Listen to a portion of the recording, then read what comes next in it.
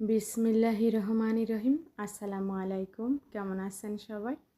আশা করি ভালো আছেন। আমরাও আলহামদুলিল্লাহ ভালো আছি। নতুন আরও একটা ব্লগ নিয়ে চলে এসেছি আপনাদের মাঝে।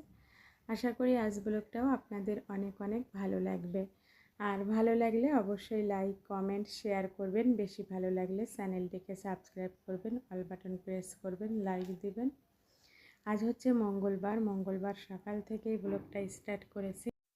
সকালবেলা প্রতিদিনের মতো ঘুম থেকে উঠে ফ্রেশ হয়ে নামাজ পড়ে আমি আমার বেলকনিতে আসি। আর আমার বেলকনিতে মাশাআল্লাহ খুবই সুন্দর একটা খেজুর গাছ হয়েছে। আর এই গাছটাতে আমি এখন পানি দিয়ে দিব। আর এখানে আরও কিছু চারা বের হয়েছে, খেজুরের ছোট ছোট চারাও বের হয়েছে। আর একটা গাছ মাশাআল্লাহ খুবই সুন্দর হয়েছে, অনেক বড় হয়েছে। প্রতিদিন এই গাছটিতে আমি পানি দিয়ে তারপরে হচ্ছে সকালে নাস্তা রেডি করতে চলে আসি।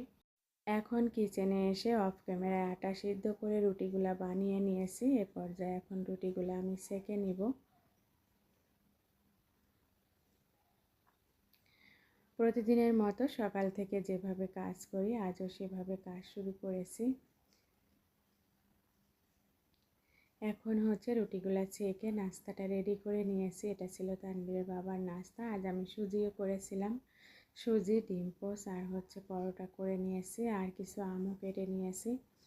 আলহামদুলিল্লাহ এখন সবাই মিলে নাস্তাটা করে নিব।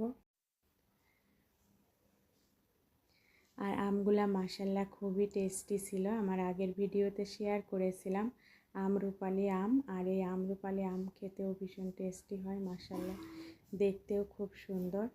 এরপরে তানভীরের বাবা অফিসে যাওয়ার পথে নিজের দোকান থেকে হচ্ছে কিছু বাজার পাঠিয়েছিল।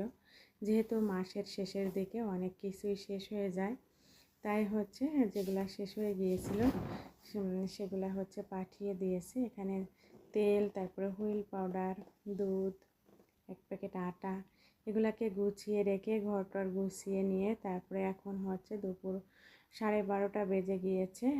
আর এখন হচ্ছে রান্নাতে চলে এসেছি। অলরেডি রান্না বসিয়ে দিয়েছি।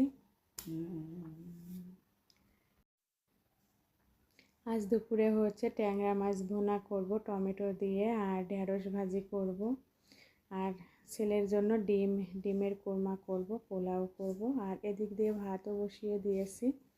এখন দুপুরে রান্নাটা করে নেব। সব কিছু রেডি করে নিয়ে এখন একটা একটা করে রান্না করে নিব। আলহামদুলিল্লাহ এখন রান্নাটা হয়ে গিয়েছে।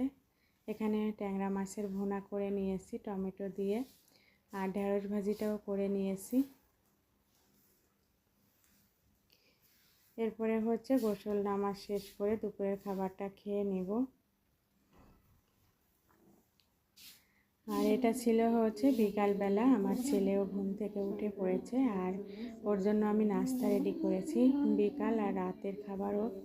এখানে হচ্ছে নুডলস স্যুপ করেছি সব কিছু দিয়ে। মাশাআল্লাহ এভাবে নুডলস স্যুপস করলে আমার ছেলে অনেক লাইক করে। আমার ভিডিওটা আজ এ পর্যন্তই। আল্লাহ হাফেজ। আসসালামু আলাইকুম।